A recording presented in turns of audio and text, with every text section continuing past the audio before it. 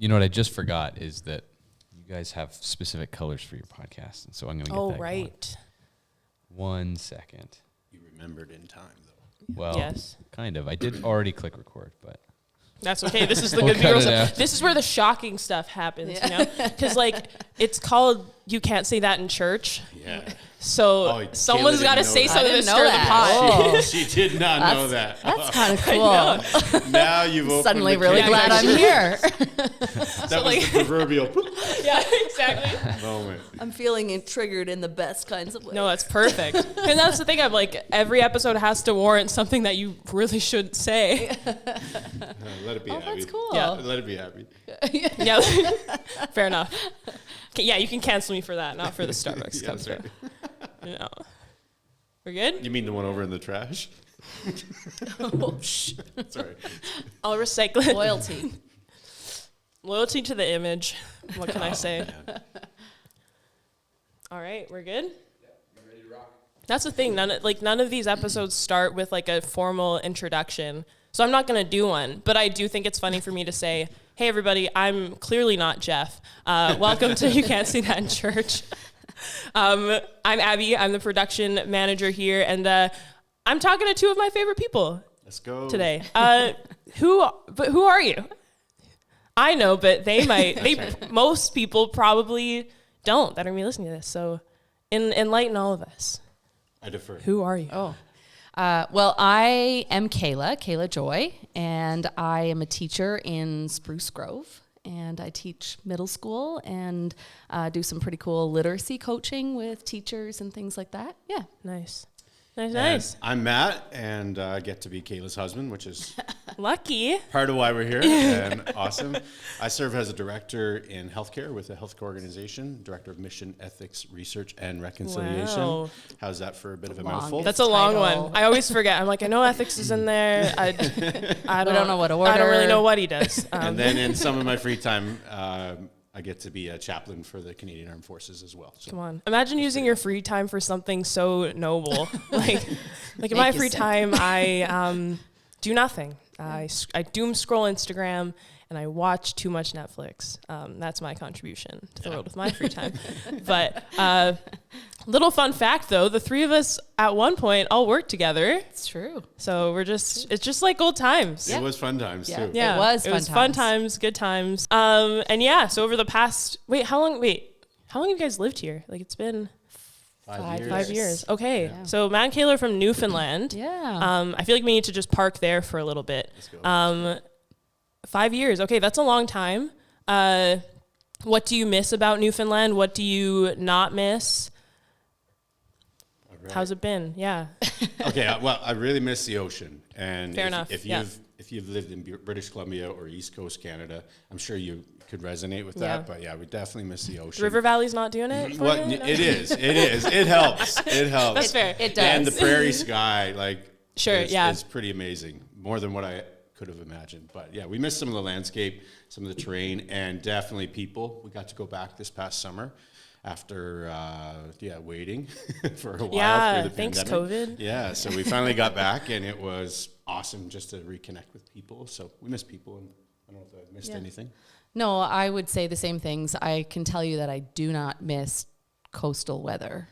The weather is just, we would take the cold, I think I speak for both of us, we would take the cold, the Alberta cold, over the rain and the wind any day. Okay. Because the sun still shows up. Yeah. That's the thing. Edmonton's very sunny, at least. When we knew we were going to move here, I actually Googled the number of sunny days that Edmonton gets. And I can tell you that it's actually well over 300 a year. And that was that's so nice. appalling and and something that I really looked forward to.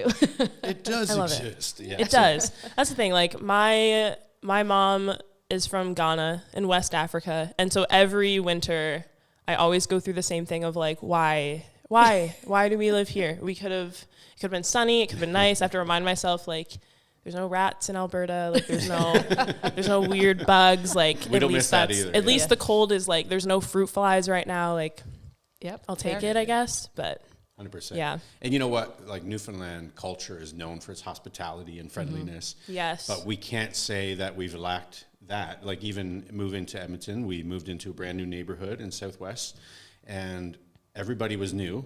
And I call our street the United Nations, like so many countries. It's just beautiful. I love it. And everybody kind of felt like had their doors open looking to meet each other. So we developed some pretty close connections on the street right away. So even that hospitality friendliness piece we feel is present in our new reality too. So there we go. Yeah. Oh, that's sweet. We love it. So I guess over the past 5 years, I've gotten to, get to know both of you, like personally, with mentorship, with ministry. And I see you guys as just people that I hope to emulate in leadership context, but also just like relationally. I think you guys are awesome. You have a great family. Love your kids. Now that's fun. Like I go to junior high every once in a while, and so I get to like see Kendrick, which is weird actually, but like fun. Yeah. So I'm like, if you do anything bad, like I'll tell your parents. Like, I'll do it. But and so we are. I don't know when this is gonna come out, but at some point we've been doing a relationship series called Hopeless Romantic, talking about singleness and dating and basically marriage, all the stages of relationships. And so, we just thought it would be valuable to talk to a rock solid, awesome couple and to just get some insight, get some wisdom, So don't let us down. Try. Don't. no pressure. No pressure at all. Okay, so maybe we could start with just like the story of how you guys met. Enlighten us. Oh, on the way here, I was like, what version of this are we telling? Director's cut. That's it. We actually met, we were very young when we met, and we were just friends. We had a lot of mutual friends at the time. We met at a camp, like a summer camp, youth camp. But we were both dating other people. Nice. So And really young. Like we were really young. Yeah. I was dating another guy, and I think it started that we wanted to set my friend up with someone, and Of course, I was available. We were like, Matt Joy is a great guy. And so we just kind of got to know each other through that. But then, of course, those relationships went absolutely nowhere, and we were young and didn't know anything, and probably still don't know a whole lot more, but we do know a few more things. But yeah, we continued to be friends. That friendship actually just blossomed, and it was probably a couple years later, maybe, when we started dating. Definitely not a couple of years. Oh. It was definitely months. But Months, Which version are we telling, guys? Matthew is the dates. I was going to say, if you're looking for timings and dates and key events, check in. Is this guy? It's good. You balance each other out. It's great. That's right. Yeah, we're not debating it anyway. Like we know the lanes and the lines here. So Yeah. It's good. I rely on him for that. But anyway, all that to say, we started like dating in high school. And from there, I graduated first and went off to Edmonton, actually. Did my first year of my undergrad here in Edmonton. And we tried the whole long distance thing there for a bit. Wah, wah. Someone's just crying. They're like, It shriveled, but came back to Sorry. life. I mean, Amen, long yeah. distance can absolutely work. Yes, yeah. It did work. Anyway, and then I ended up going back home, doing some courses online. We only spent probably 3 months not dating in that year. And then when Kayla finished her high school, we both went to Ontario on campus. I continued my degree and she started hers. So then that was our first time really living in the same community, because even when we were dating in high school, we were a 30-minute drive apart. So yeah, there was lots of immaturity in those years, but we started really young in terms of getting to know each other for sure. okay. Yeah. Okay. Actually, that relates well to like one of the questions here.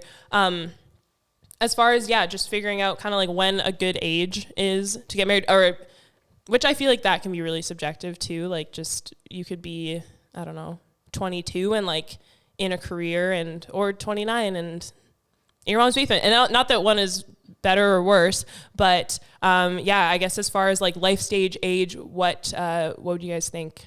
I would say when you start sending your partner pictures of rings that you would like, it might be a good time to start having the conversation. You're not talking about that. That didn't happen, right? Yeah, but it wasn't text because we didn't have text. It was a telegram. I'm sorry. Maybe I was printing pictures. I don't know what I was You were printing I don't remember colored pressure. pictures? And I feel like I probably picked up the wrong one because I don't remember that part of seeing what you wanted. But let's just say maybe you were cutting them out of a catalog, like a Sears remember Sears catalogs? Is a possibility. Yeah. Okay. But going back to your question, I think the pieces, the journey could start at any point. It could start when you're 29. It could start when you're 16. And just some of the reads along that journey of when and what, I guess, is the catalyst for you to ask that question or go in that direction. And I think for us, even though we started dating really young, there were no surprises when the question came or when marriage was on our radar, because it was a constant conversation as we started dating for multiple years and seasons. But so yeah, I wouldn't forecast anything to say wait until this specific age or this specific time. Some of my closest friends got married at 18 and everybody was in shock.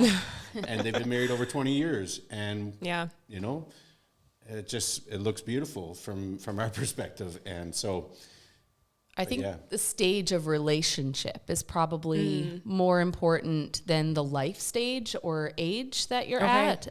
Just so that you make sure that you have communicated really well before you start looking into marriage. So you know, you're never going to really know the person fully. Of course, you don't even know yourself fully. We're always, it's like this large continuum, long continuum.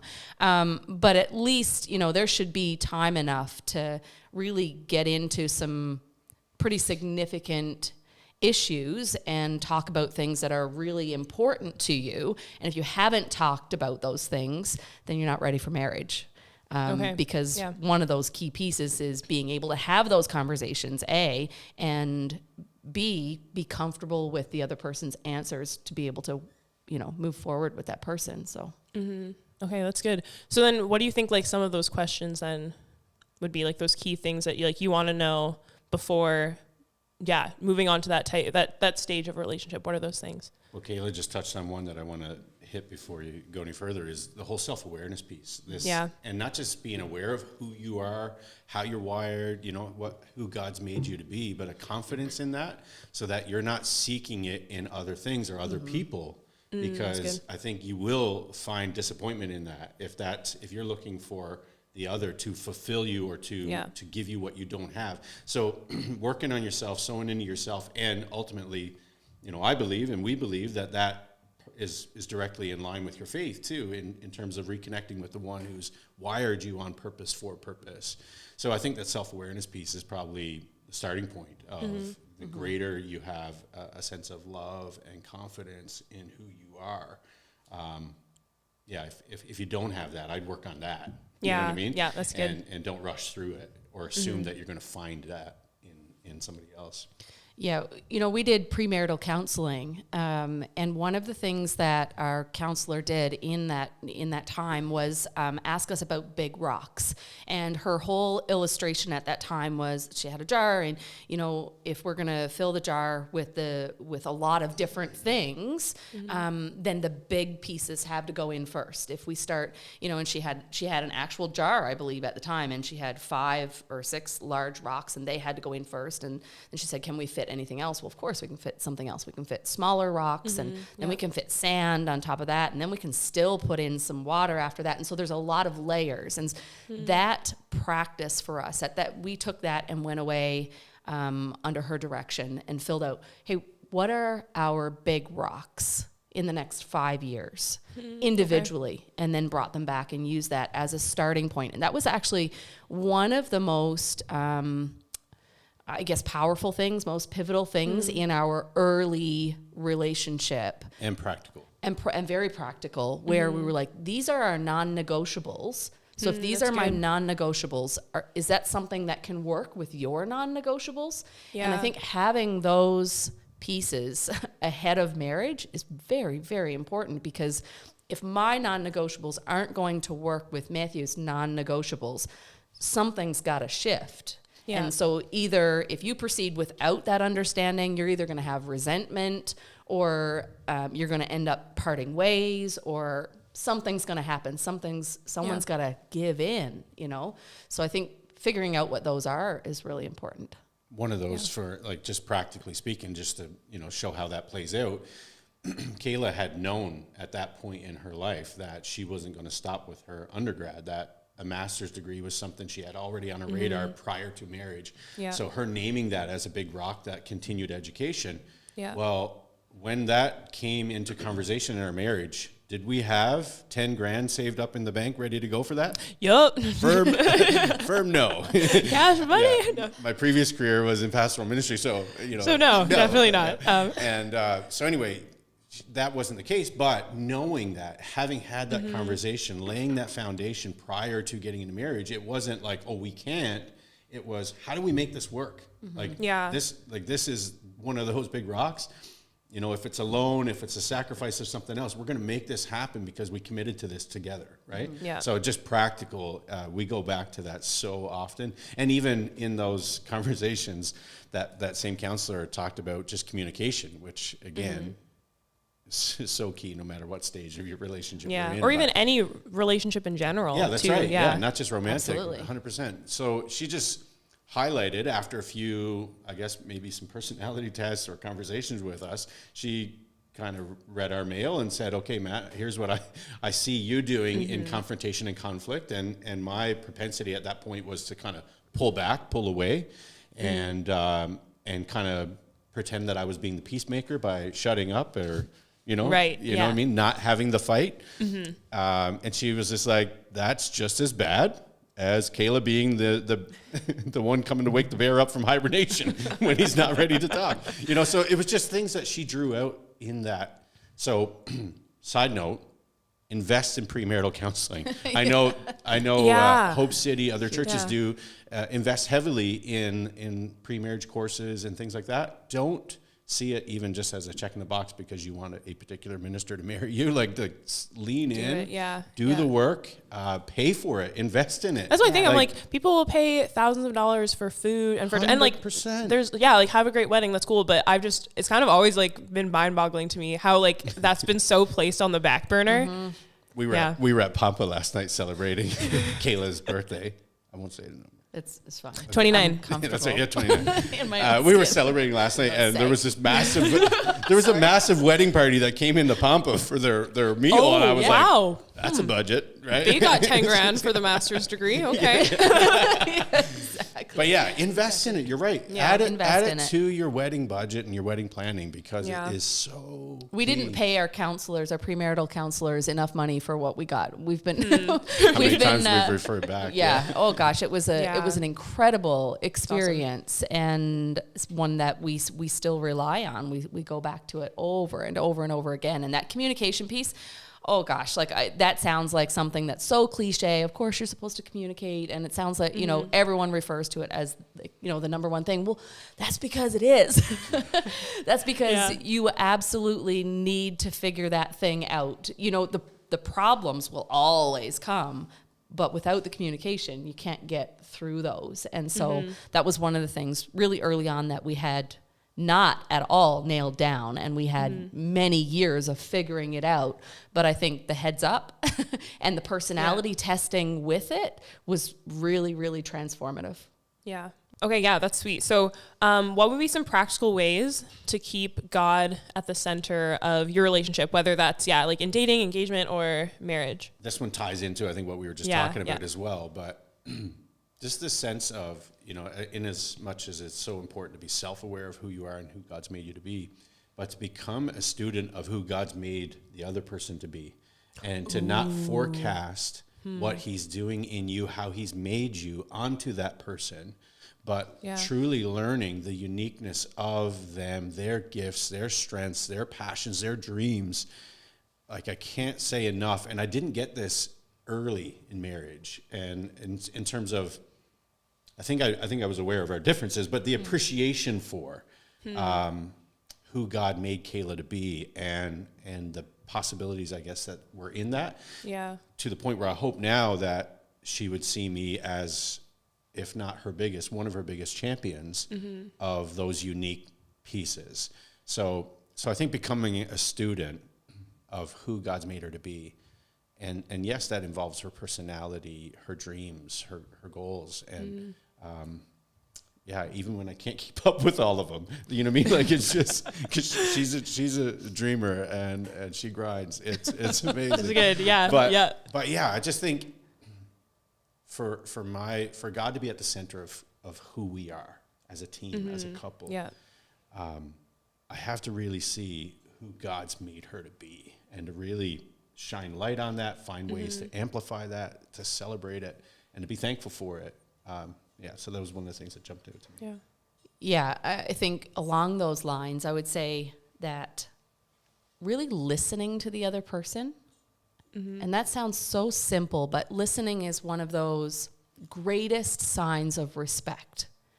When we actually hear what somebody else cares about, whether it's from their day or whether it's, their deepest passions or whatever it is, when we listen for the point of understanding another person, it gives you a different window than taking all of our assumptions about a person and responding with our assumptions instead. And so I think it definitely ties together. I said to Matthew, probably on the way here, as we were just kind of laughing about some of this stuff early on, and Matthew is a charismatic people person and just draws people to him, and people love him, and it's one of the things that I first loved about him, and it drew me in, so I can appreciate that.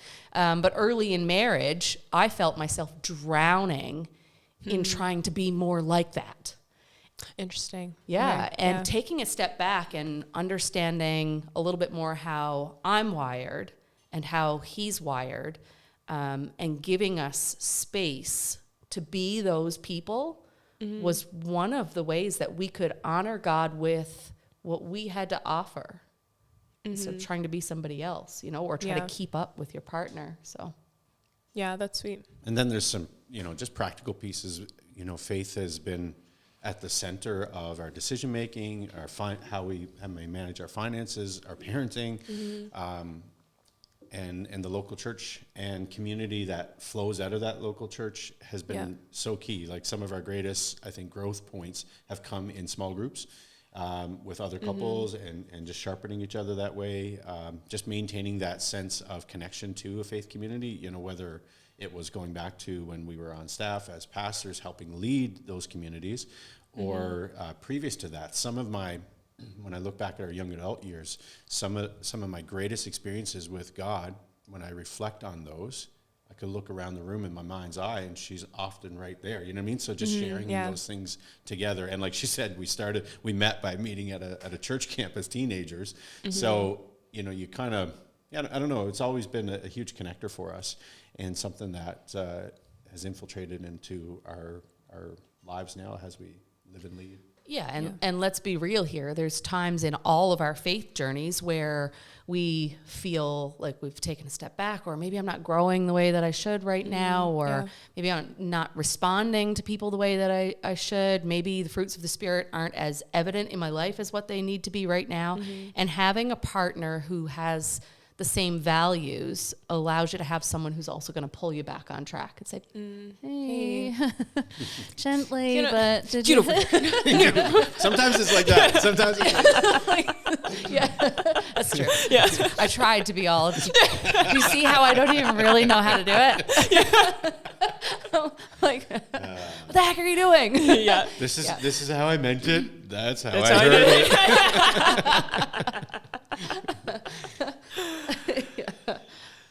Oh man, that's good. Yeah, and I appreciate how you guys talk about faith being such an important part of your relationship. And I think for me, as I kind of navigate singleness and what I want in a future relationship, I was raised in church, so I feel like that's a really big thing of just allowing God to be at the center of your life, and sharing that value with someone. And I think that there can be a potential danger that if your values, we kind of talked about already, if they're not in alignment, it can lead to compromise as well. And I think especially if you don't know those things beforehand and you're kind of I'm good with whoever or whatever, it can just be easy to kind of neglect those things that maybe were once important to you. There were a lot of questions about dating people outside of your faith or outside of your religion. And obviously that's not really something maybe you have firsthand experience with, but I'd just be really curious to know, what you guys would have to say about that. Oh boy. I think for both of us, it's such a big piece of who we are. Yeah. The faith component that I feel unqualified to answer that question just because I don't have any experience in that. But I would say that I just can't even imagine being able to share so much of the depths of who I am and my purpose and why I respond to things the way I do and how I wish to grow, because all of those things are rooted in my faith. And that makes me sound like some super spiritual person who's got that all together, and that's and really, she is really not the case. And she is. But no, I can't imagine not being able to process those things from the same lens as another person. And that's different religion, not different denomination. Let's be clear. That's very a little different. easier maybe. Yeah. I appreciate the distinction as we go forward in this conversation for sure. So I can't think of any major life decision that we've made, financially, parenting wise, career wise, where we haven't looked through that lens of our faith system and our belief system, which certainly informs our values. I share values with people of different faiths, 100%. People I work with, we come together in a common mission, vision, and values, and we come from different faith perspectives. And so, yes, there are incredible qualities in different faith communities and people who follow different faiths. Yes. But our lens, our filter is from that Christian faith of following Jesus. Does this align with what we feel God has asked us to live and lead through? So with that said, I think it would be very challenging, bringing two completely different worldviews and perspectives being fed into that decision making. So I would assume, and again, as Kayla said, we don't have firsthand experience, but I would assume somebody, when that tension comes, would have to compromise on what they believe faith-wise to some degree. And maybe that would be more egregious in some situations than others. Yeah. But I feel like that becomes the conversation of compromise rather than complementing or aligning, right? Yeah. So if we remove faith and religion from the conversation for a second, in a similar way, your value system, right? So,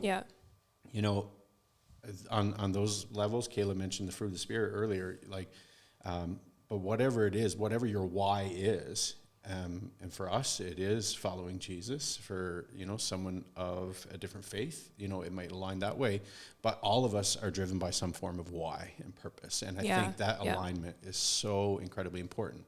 Other caveat that I think is important to note is that maybe people started out that way and maybe made a decision to follow Jesus inside of that relationship, and a ton of grace and support for those who are trying to navigate that inside. And I think that's a little different conversation, but important to name that. If you're in that, we're certainly not encouraging you to bolt from the relationship, right, but and it's just, I don't think the tension. And we've seen those marriages thrive. We're connected to people who are in those relationships and who are still thriving. But let's be real, marriage is hard work. When you're on the same page. Fair enough.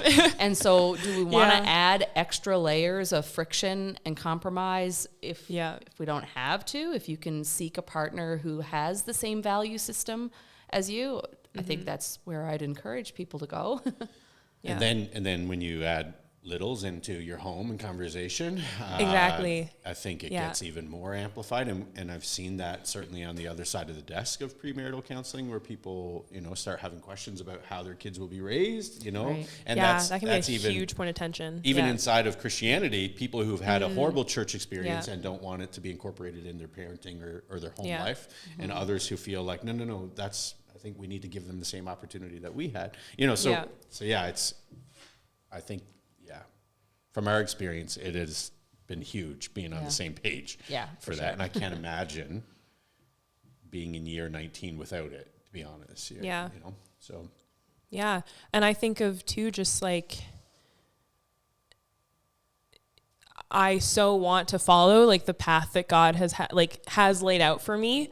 And so, yeah, I think to be with someone who doesn't see it in that same light, I just wonder if that could, just be a cause of fully like derailing like the intended plans and purposes that he has for us. So I feel like it's easier said than done to be like, but when you're in the thick of it and like there's someone that you care about, and there's that difference, like I feel for that. But I think, it's just important to think long term and to figure out what your values are, and like, is it God or is it this person? Sorry, but someone had to say it, and it was going to be me.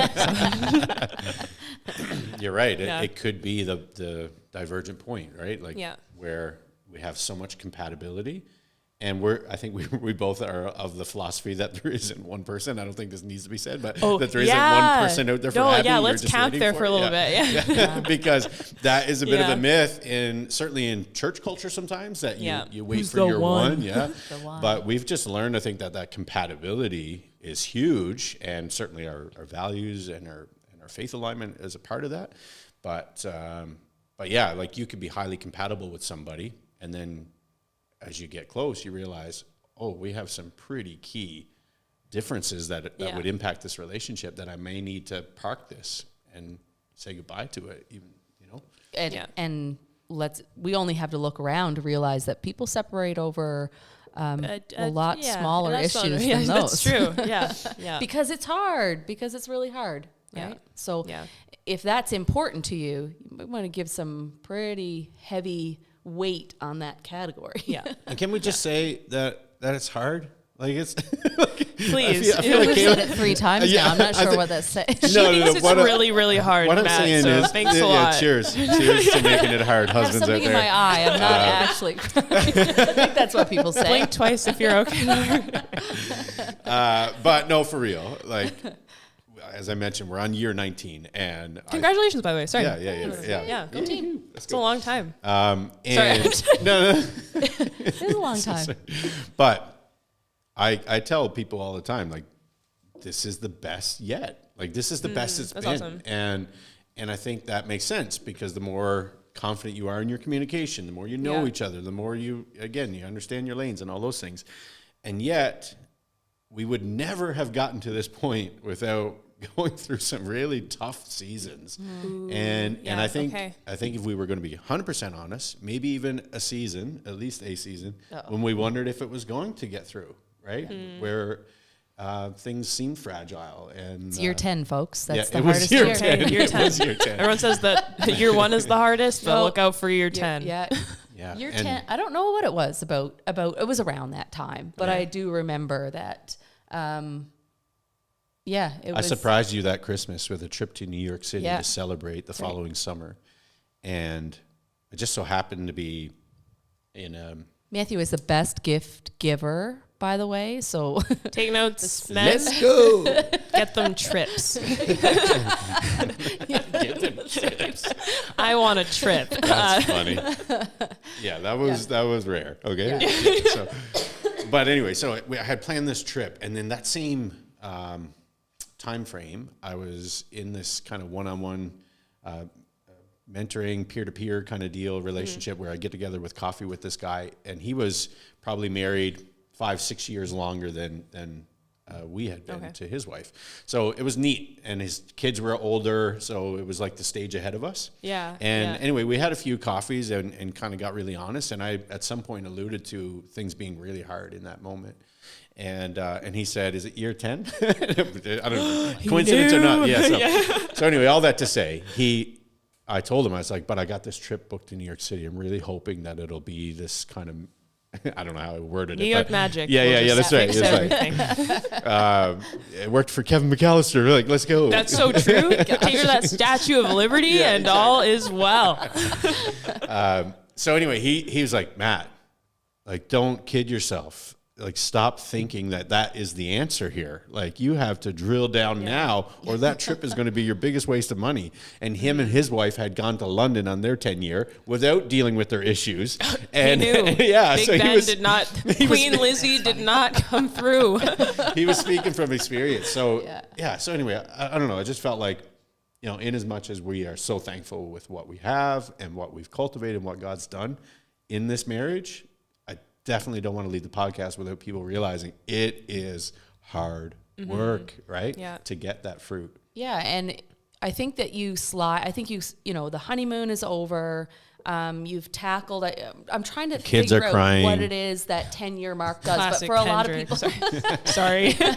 yeah, like, you've probably got most of your education behind you. You're maybe into a career and you've maybe had your kids, and it's just like, is this it now? Is this what I've now got to do for the rest of my life? And there's this moment. I hope we got that. I hope we got that on camera. There's this moment where you're like, oh, like, no, yeah, this is it. This is it. So what now? What do we do? How do we not just get completely bored of each other, completely irritated by each other? Where do we go from here? And there's some serious questions and some self-reflection that needs to happen about, what is it that you want and what is it that you're putting into your marriage, and, just some of that stuff. I don't know that we have all the answers, and we certainly didn't do it perfectly, but don't quit too early either, because there's some really great things on the other side of working through mess, and you don't ever get to that if you quit too early. Yeah. Oh. That's good. Oh. Yeah. Where do we go from here? Where do we go from here? New York City. Yeah. He has a trip. Yeah. Can you imagine? Okay. So, I guess both in like the dating and engagement stage, purity, obviously that's something that's really important. A few questions that we got about that. So, if you guys have any like practical tips, methods, principles.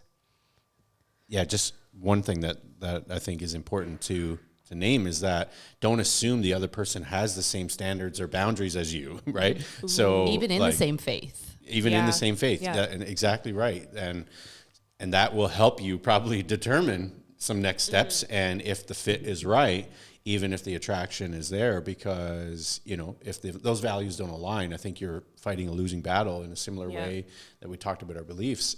So one of the most practical things as you get to that place where things are starting to feel or get physical is having conversation and open conversation, probably before it gets in the heat of the moment, because it's probably not going to. It's too late. It's too late. Yeah. Probably You've over coffee in a public place. You're with your mom and dad, and your Sunday school teacher from when you were 4. But and obviously lots of experiences and things will play into how people feel about physical intimacy in a dating relationship and an engaged relationship, and naming those things and understanding what your personal values are along those lines before you get to that moment. So again, what are my standards? What are my boundaries? How does that align with, if I've decided to follow Jesus, how does that align with the teachings of Scripture? And get a sense of where you are, and make sure that aligns in a way that you can be, again, just the sense of holiness and being set apart. And then as you get into a relationship where all of a sudden the fireworks are there, have that conversation of what our boundaries are. And that's good. Yeah. I think if you listen to what the boundaries of the other person are right off the start, in the moment when someone is willing to let those boundaries go, what can pull you back on track is thinking, what's the best way that I can respect the other person right now? When they were in a sane state of mind, they communicated boundaries to me that were this.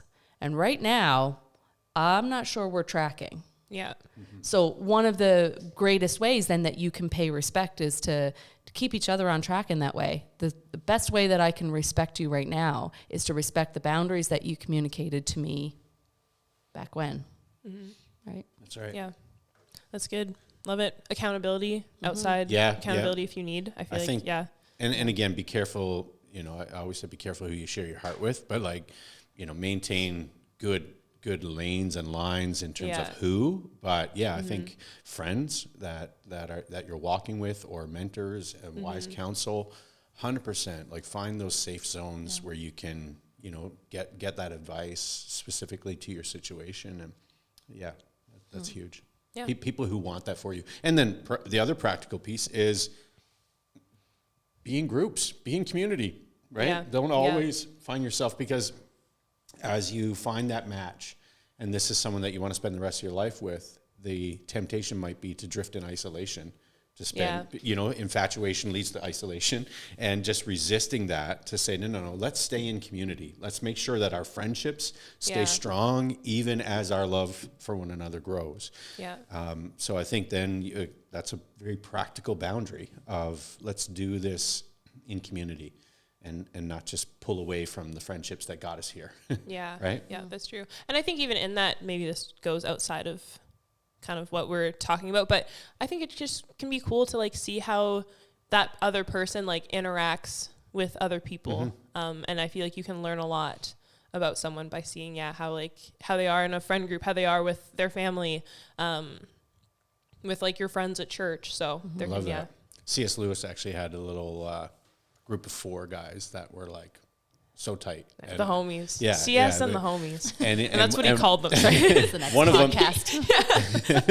Bring C.S. Lewis. Anyway, my point is, one of them died. One of them died, But C.S. Lewis said that it wasn't just the loss of the person that they grieved, but that person brought out elements in the group and in the other individuals that they wouldn't get to see anymore, because it was only his unique ability to pull that out. And I was like, so speaking to your point that you just made, that's a really powerful thought and concept, that you get to learn more about your partner and the person you like in community than alone or in isolation. Yeah.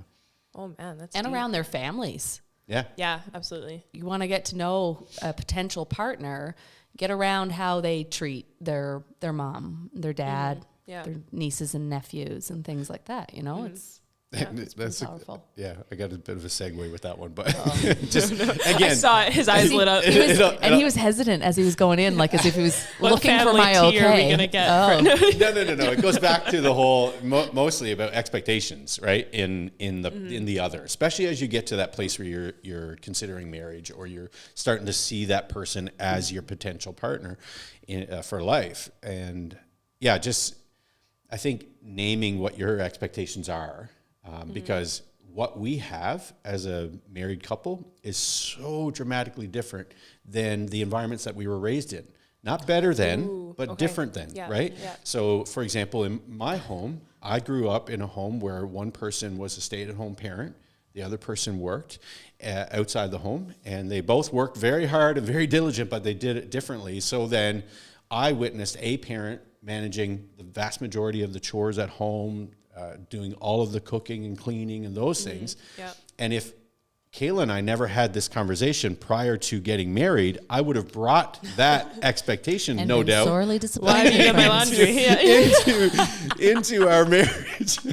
And that would have been unfortunate learning after the fact, and hopefully something we would have worked through, but we didn't. We started having these conversations, I think, in a park in Ontario. It was behind the school that we were attending. And I think she was starting to realize how babyed I was growing up. It was just hold on a second. Like, your mom made your bed in high school? No. What? Yeah. What? Yeah. Well, legit. So anyway, I think it's just those practical pieces, right? Where we were literally not engaged, looking at each other as our future partners, and talking about how we were going to split the chores and the meals and the finances and the whole bit. I'm nothing if not a planner. Come on, you know what? Fair enough. How's this going to work? But it saved us so much grief. It did. There was a point some years back where I said, we were having some sort of a marriage conversation. I said, I think we kind of knew everything, like knew what we were getting into. And I asked Matthew, you know, was there anything that you were actually legitimately surprised about? And he was like, yeah, there's one thing. And I was like, really? What's that? And he says, well, remember when we were out in the park and you told me that you wouldn't be doing much of the cooking? Yeah. Well, I didn't know that you were actually being honest. Sorry, babe. Year 19, she was definitely honest. She meant it, yeah. He does. He does most of the cooking. He's really good at it. A learned skill. Survival instinct. And those kids had to eat, so. And they like dad's cooking better. They do. There you go.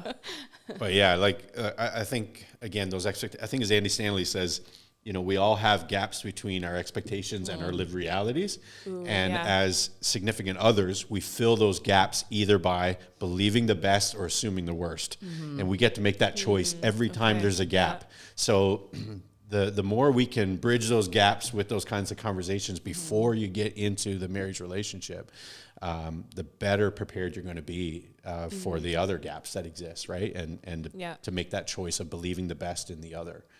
Versus assuming the worst. Yeah, I think we're all wired to assume the worst at points where, you know, if I'm pouring my heart out late at night and Matthew falls asleep, I can either... hypothetically. That's never happened. I can either assume that he fell asleep because he doesn't care about my well-being, and he'd just rather leave me there crying, or I can believe that he's just legitimately not wired to stay up late at night. To have these conversations at midnight. I think my plan on that was, or my strategy back to you was like, can we do this on my lunch break? The lunch that I have to make? Not wrong. Oh my goodness, I totally forgot how many arguments in that first year of marriage there over were that. so many. I don't understand why you're falling asleep when I'm... And she was literally like, tears falling down her face, and I'm like, I can't help it. Like, this has to be more important than your sleep right now. Yeah. And he's like, well, if it's that important, can't we have the conversation during the day? Before I'm lying down with the lights out. Oh, dear God. Yeah. Those gaps definitely exist. Thanks for the memory. I'm stressed just thinking about that season right now. Yeah, we don't have those late night conversations anymore.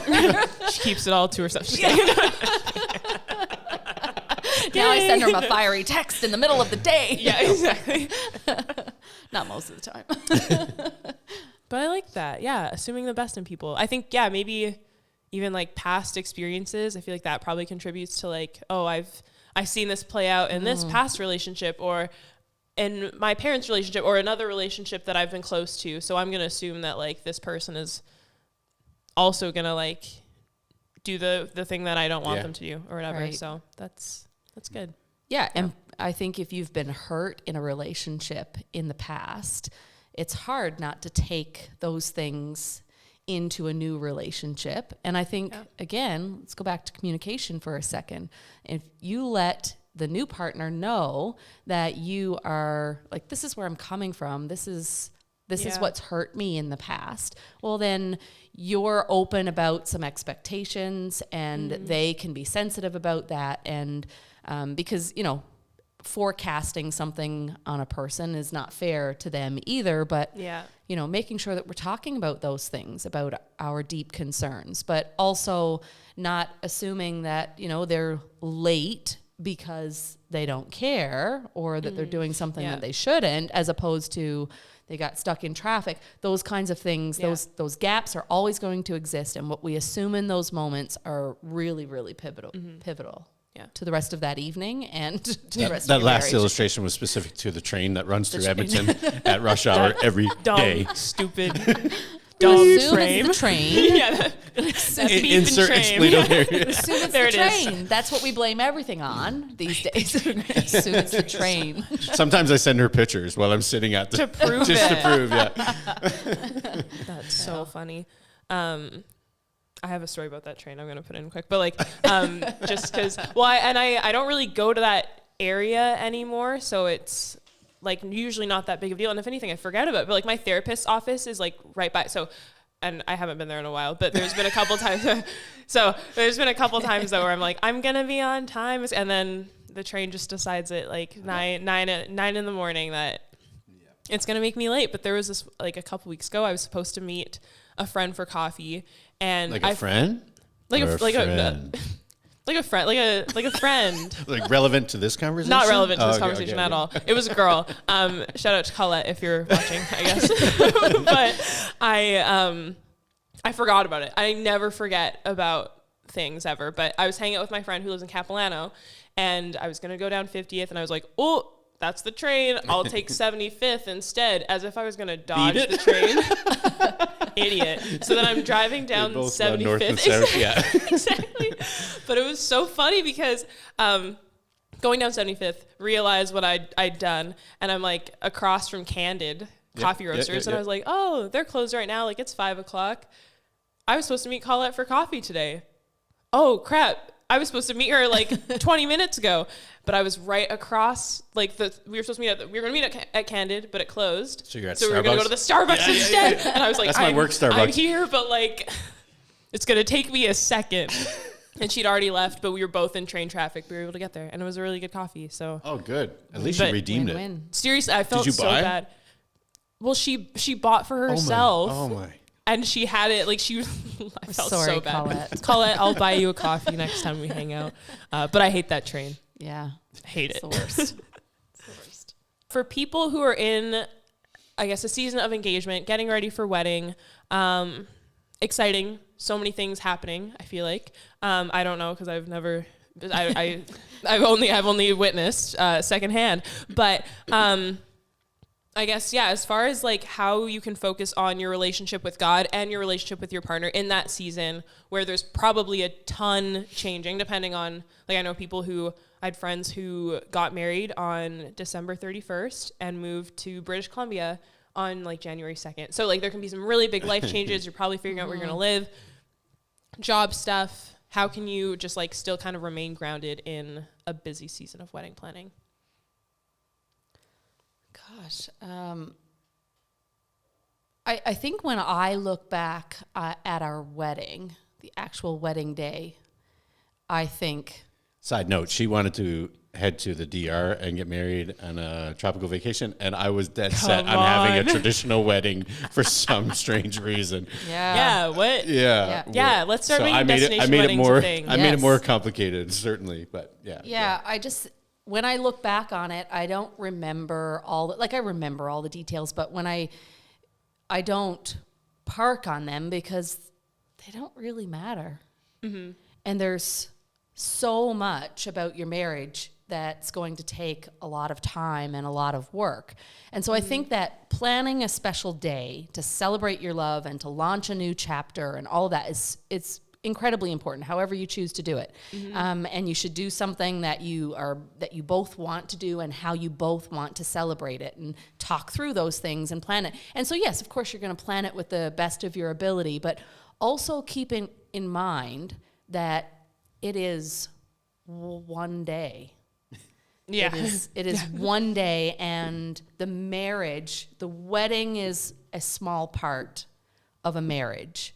And so constantly investing in the marriage is way, way more important. But that's easy for me to say because I'm not in the middle of that season right now and feeling overwhelmed. So it sounds a little, I don't know. Well, I think like much of life, you got to kind of remind yourself of those things and preach to your heart. So that is actually good advice when you feel stressed about the details to kind of take the 30,000 foot view.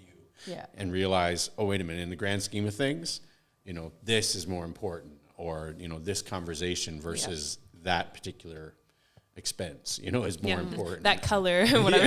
Yeah. We had planned an outdoor wedding. in Newfoundland.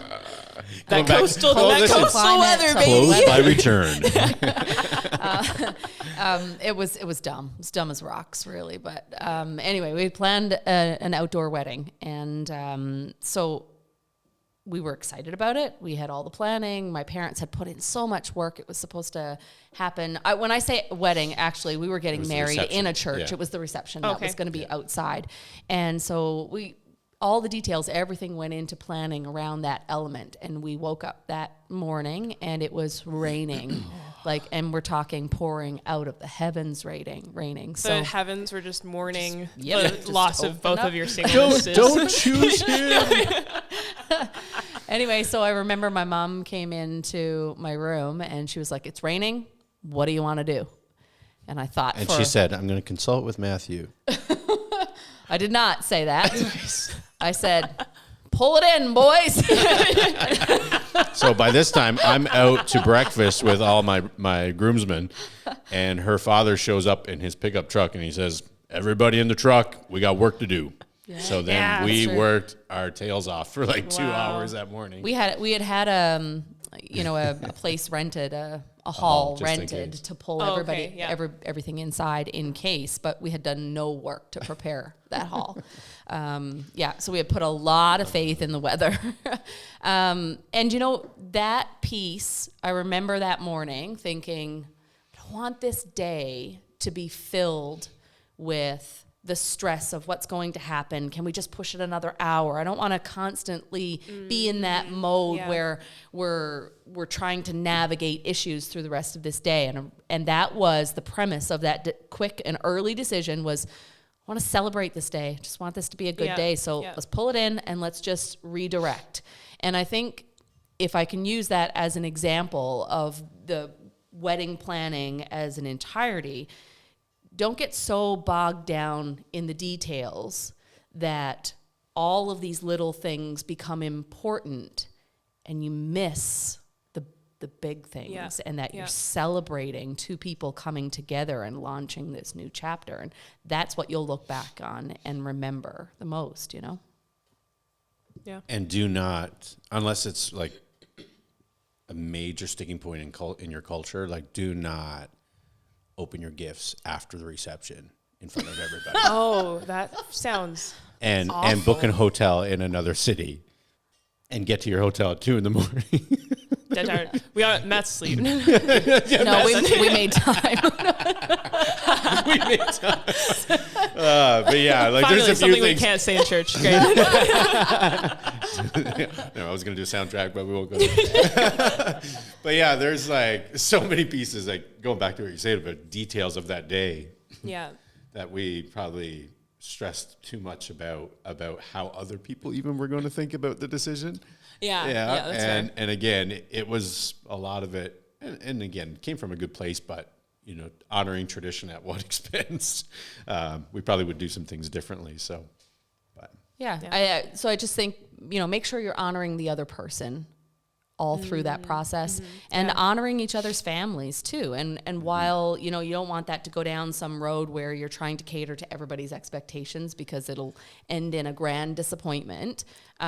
You do want to make sure that you're starting your married life by honoring the other person's wishes and maybe customs and traditions and the other families. And if you think that that's hard, it is, and you've got a lifetime of it ahead of you. There you go. That's the thing. The wedding's always at the end of the movie, so I feel like sometimes we just see it as the that's epitome, right? Dude, that's the happily beginning. Ever after that's the beginning. Myth. Beginning. Yeah, it's a myth. Yeah. During our wedding ceremony, my youth pastor who married us told Matthew after our vows to look at me and look at me now because I wasn't going to wake up like this tomorrow morning. That's nice. True. In the ceremony, Thanks. That must felt really good. It was all good. But. You do like the unfiltered approach, so. Yeah, I do. I fully you weren't appreciated offended. that. Yeah. I wasn't offended. Yeah, I wasn't offended at all. It's all good. I don't wake up like that in the morning. Although for the face is good skincare routine. For the first little while, I do remember getting up and brushing my teeth really fast and then getting back in bed for a little while. And now he takes pictures of my drooling face on my pillow. Especially on airplanes. Yeah. Nice. Oh, that's the best. That's, wow. Yeah. The most flattering. Let's pop one on. Just kidding. Put one on the screen now. Kidding. As far as any like resources, books, podcasts, sermons, for just like whether you're in a season of, I guess, like dating or marriage, like, do you have anything that you would recommend? Yeah. There's one that I, that's it. Yes. My email is no. So it's one resource that really helped me, and I think us, and that I've used to encourage other people is, I think it's called Staying in Love by Andy Stanley, and it's a video series that he did with his church, but then he set it up as a small group curriculum as well. And it's just packed full of practical advice. And one of the things that he draws out, I mentioned one about the expectations versus reality, but he also talks about how culture pushes us to see love as a noun, something that you can fall in and fall out of so easily. It's here today, gone tomorrow, versus biblically seeing it as a verb, like, choosing to make love a verb. He actually says, if you choose to make love a verb, you'll make love more often. Andy coming in hot. That whole resource, and him in particular, I find does some really good teaching on relationships that I found helpful. Yeah, two things from me. I would say personality testing is actually really helpful. A helpful resource to understand yourself better and understand your partner better.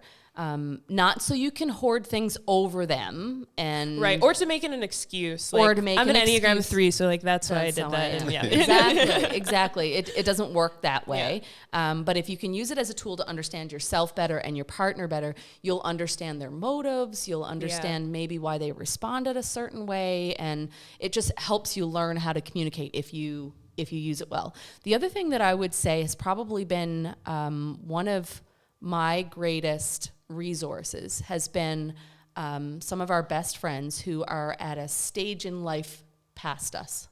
And so they're about 5-6 years older than us. And so they already had kids when we were just getting married. And so we have been this 5-6 year mark or life stage behind them the entire way. And we became really good friends really early in our marriage. And if you can find someone like that, that has been invaluable to us. She's the person who I go to for, hey, like, what would you do here? Or here's what I'm going through. Or and working through those things and knowing then from the other person that you can get through it, you can come out on the other side. Or that's awesome. Receiving that sound advice has been probably the most valuable resource to me.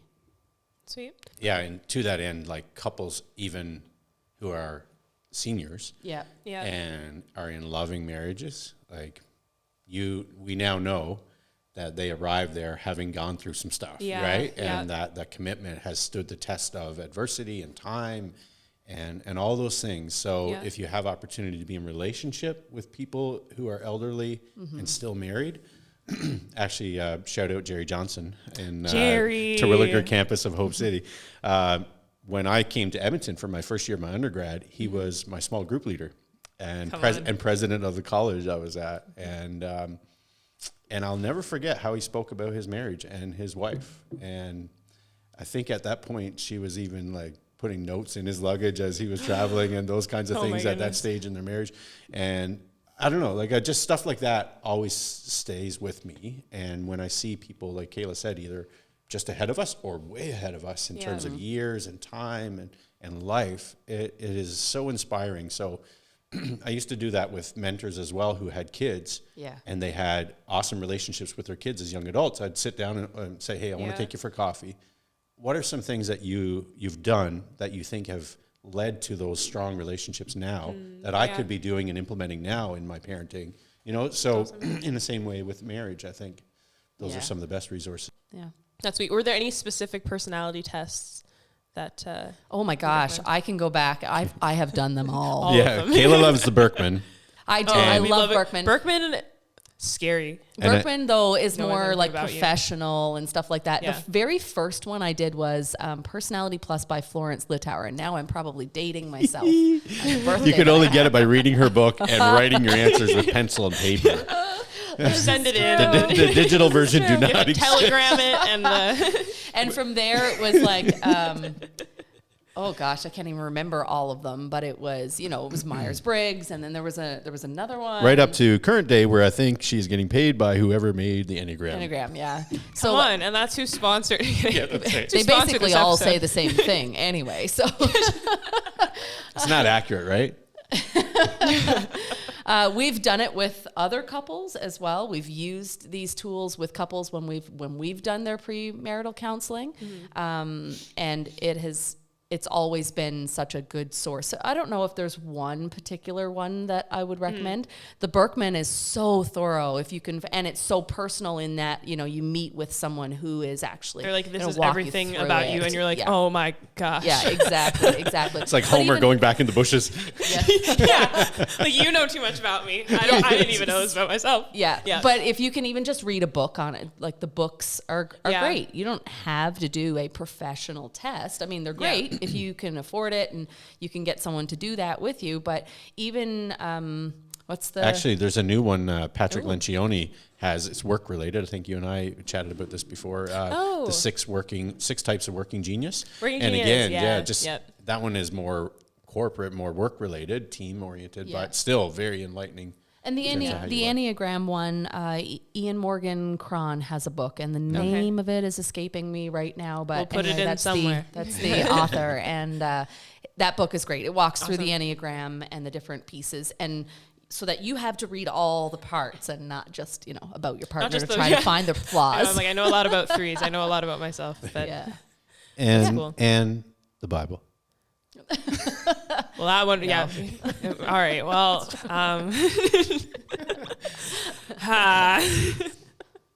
that's good.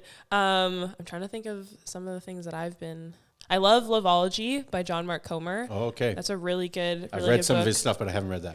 I love that one either. He's the best. He was at the church we worked at. For what conference? Break Forth? Alpha. Oh. Do you remember? He was there for Alpha.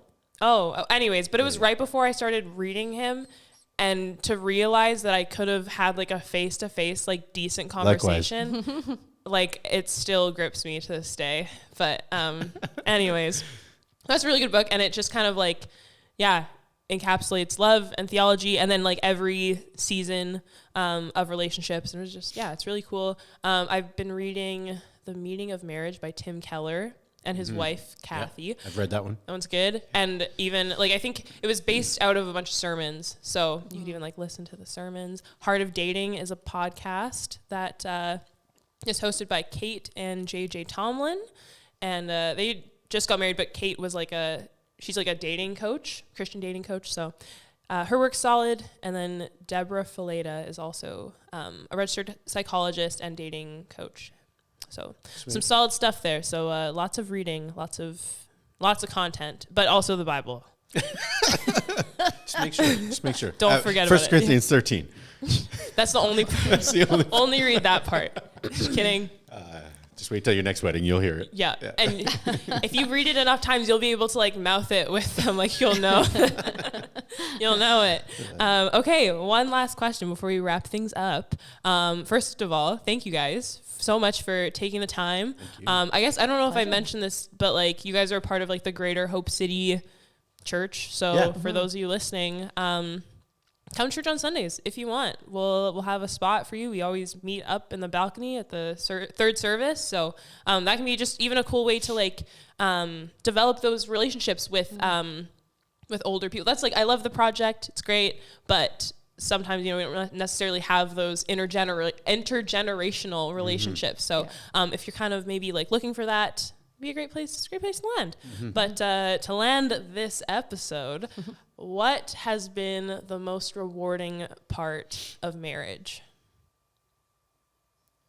Y'all hesitated too long. I'm kidding. Stuff you can't say in church. Dun, dun, dun. So my 1B answer is, I just think the whole ride or die piece of just having someone through it all, because at this point I'm 41 and I've experienced lots of joy, lots of sadness, and some difficulties and some triumphs. And looking back at all those pieces and seeing Kayla right there with the right word, presence, I think that just never feeling like you're alone in anything has been probably the greatest joy and reward of this. And it's been amazing. Yeah, I don't think I would have something different to say than that. Just someone to walk through the highs, lows, and the mundane of life. There's just so much that happens that, in the day-to-day that's just boring, or it just gets on your nerves. And to know that someone is there at the end of the day who just gets you, who you don't have to explain yourself to. I rarely have to explain myself to Matthew, because I know that when she does it passionately. I do. Not that kind of passionately. Loudly. Never. I would never. But listen, Tim Keller, and I think it might even be in that book, talks about being fully known and fully loved, right? Yeah. And that sense of no pretense. I am who I am, and you know that, and yet I feel safest here is pretty powerful. It's also really cool to know that when you mess up, because we do a lot, I do a lot, that I can actually come back and say, I'm sorry, and know that he's going to be good with that. Yeah. He's going to be good with that. Like, I was rushed in a conversation, or short in a conversation, or unkind or something like that. And I can say, hey, my bad. And we can actually move on. We can, right. Yeah. That's actually really powerful to know that I can make mistakes and my person is still going to get me and love me. That's so nice. I feel like I got to confess too now. So, and when I walk around the house with loud footsteps, she'll give me more patience to finally come and have the conversation that needs to be had. It's not the footsteps, it's the chewing. That's a lie. That's a lie. Tell the truth. That's a lie. Oh, it's not the chewing. The mouth is closed. It is. It's always her closed. ears are it's just closed, and sensitive. it's still honestly, it's still loud. He would never chew with his mouth open. It's turn the TV loud. up. Like, I'm just like, I'm just gonna walk away. All right, look out for the big chewers, guys. That's the real. That's you want to know what really breaks up marriages. It's the chewing. Just ban Miss Vicky's. You know what? And to be fair, they're so good, but they are. It's like an instrument. Like, it's so loud. It is. They're loud. What are you doing? What's your therapist number again? 911. So good. Well, on that note, we'll end it here. I guess, unless you guys have any last thoughts. No. We've said everything that needs to be said. You know what? Left it all in the field. Just, it's okay to look and want it. You know what I mean? Like, and just, I don't know. Just, I think that whole self-awareness piece and who you are, bring that to the table. Be confident in that, and the right person at the right time will, I think, be in your path. But you'll be more apt to see when you're healthy and well. Yeah, that's good.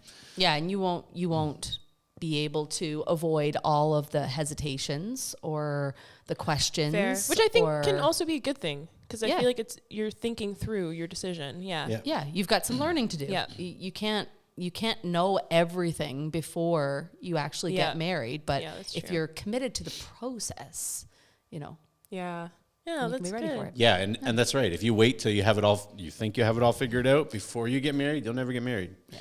And same thing with parenting. Like, you'll never do it if you think you got to have it all figured out first. Mm-hmm. Like, so much of this has been learning within it. And but it's worth it. Yeah. Sweet. Well, there we have it. Thank you guys so much again for taking the time to be here. It's just like old times. Just like old It's times. great. All right. Thanks for having us. Yeah, of course. I don't really know how we end these things either. So, the end. Yeah, the end. That's it.